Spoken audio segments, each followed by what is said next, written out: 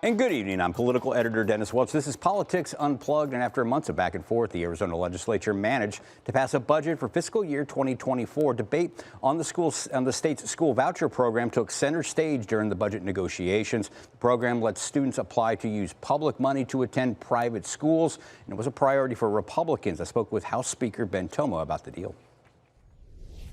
And Speaker Ben Toma, thank you very much for joining us here today. I know it's been a very busy week for you. The legislature just passed the budget. It's about $17.8 billion. There's some good stuff in there for Republicans. Overall, this represents a decrease or a cut in government spending from the current year's budget. You got a big tax cut for parents, a tax rebate in there, but there's been a lot of discussion about the budget dealing with the Empowerment Scholarship Account, the state voucher program, as we've seen that this is a program that has exploded in growth since over the past year. That every student in Arizona has now been eligible for that. So this past year we've really seen an explosion there. What were the talks there with the governor with ESAs? Was the governor pushing to try to repeal this or pump the brakes on this program at all? Sure. Well, happy to be here, first of all. You're right. This budget in general is a little bit lower than in previous years. And for us as Republicans in the majority, that is an important factor. We wanted to make sure that we don't repeat the same mistakes that have happened a little over a decade ago that put us in a very tenuous financial situation that took us decades really or a little over a decade at least to recover. In terms of the negotiations on the ESA, it's not a surprise. I don't think anybody would take it as a surprise that the governor has targeted the ESA program. Having said that, we made it very clear that this budget was not going to go too far right or too far left on any of these issues.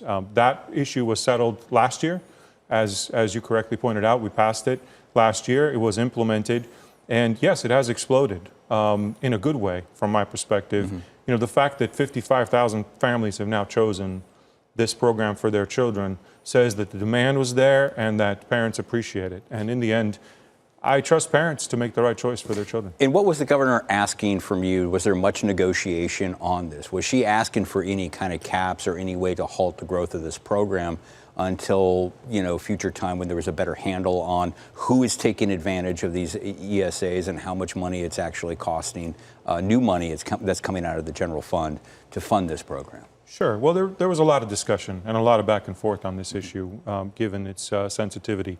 But as was mentioned before, this is very new also. It was really only settled about, 5-6 months ago at the end of or beginning of October of last year.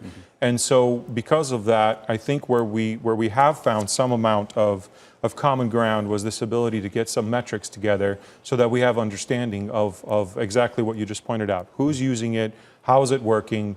How is the implementation happening? How is it working for parents? How is it working for vendors?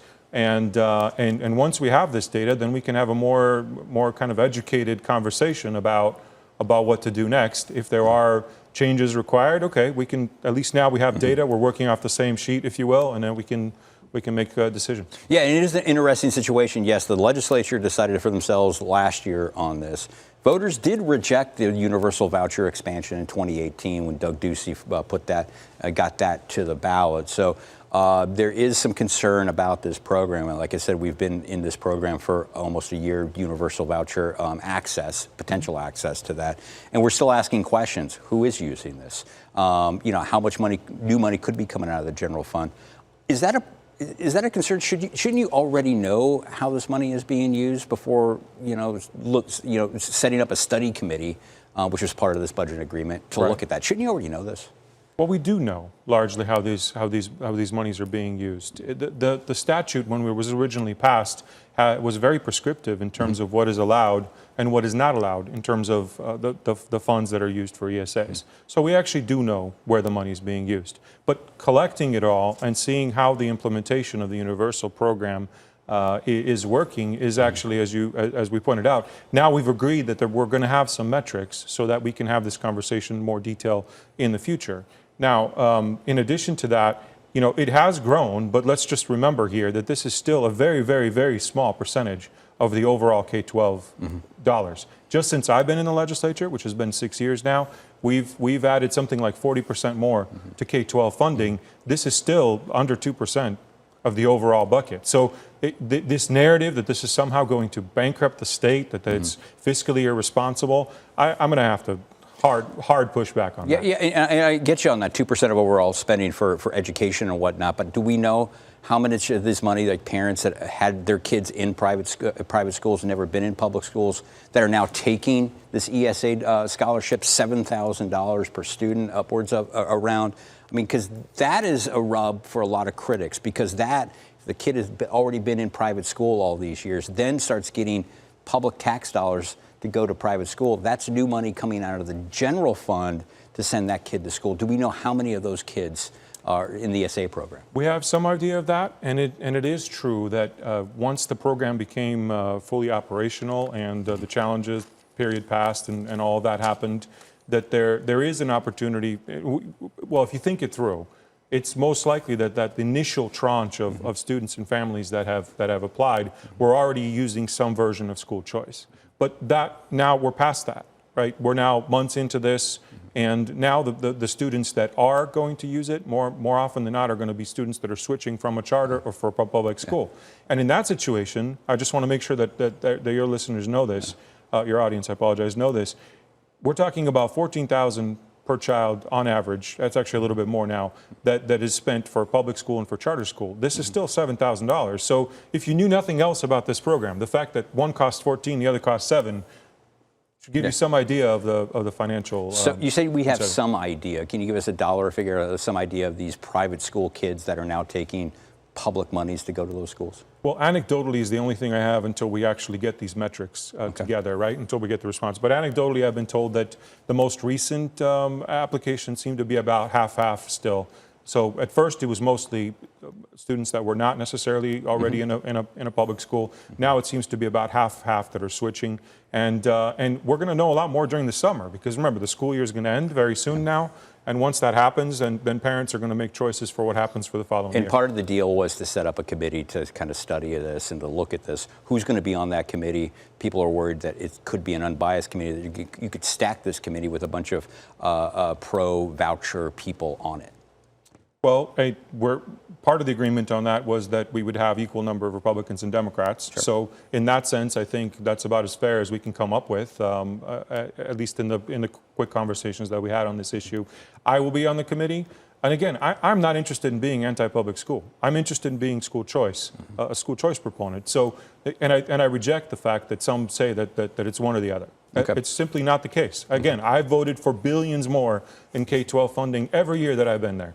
And I've supported it even this year. 25% of our budget has actually gone, now it's all one time, because we, again, as I said before, we wanted to make sure we were structurally balanced. But even I supported that, and 25% of our current budget went to K-12 and higher ed, which is a big chunk of what we have. Okay, and I do want to get to this. I know we're running out of time a little bit here, but I do want to get to this. There's still some business to be done at the legislature. There's talk of the rental tax bill coming back. Prop 400 is still kind of up in the air. Are you going to get this done, or after the governor at the time of this taping, she hasn't signed it yet. We expect that she will. She's giving you her word that she will sign this. But after she does that, are you going to take a recess, or are you going to get this done here in the coming days? Well, we're having this conversation in early May, so it's much better than in years past where we've gone to the end of June on this. We're not in any hurry at this point.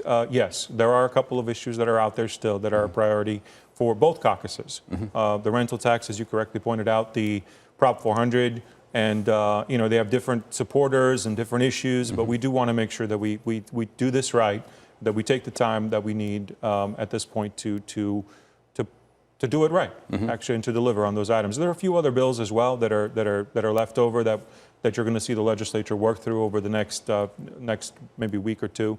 And then after that, I would say we just need to coordinate with the Senate, make sure they're on the same page, and I would assume we'd call it a day. All right. Well, unfortunately, that's all the time. I could sit here and talk about this for much longer, but thank you very much for joining us here this week. Thank you. Bye. Appreciate it.